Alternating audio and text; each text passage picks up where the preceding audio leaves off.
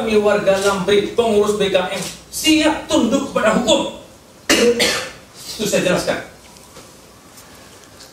Saya jelaskan, Pak Wali Kota, kami tunduk kepada hukum.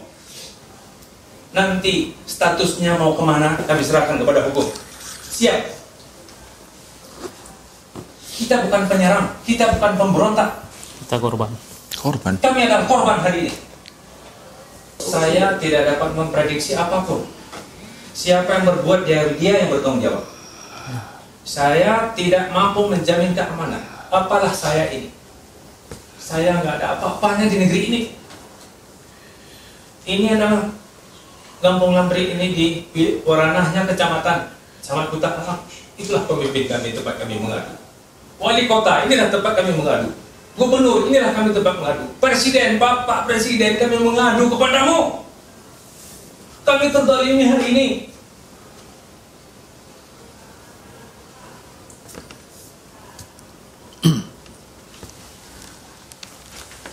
Jangan tunggu jatuh korban. Ya.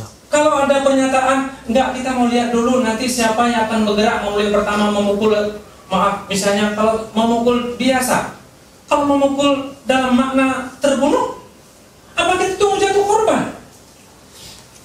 Bagaimana SOP kita dalam penegakan hukum? Apakah seperti itu?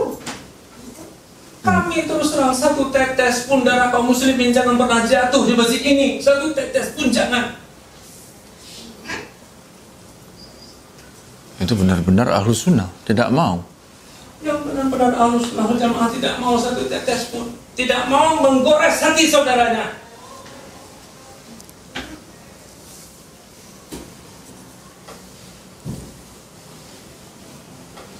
Tapi saya tegaskan, saya tidak bertanggung jawab pengumuman besok di Masjid Lampri ini dengan kepengurusan yang tidak atas kesepakatan.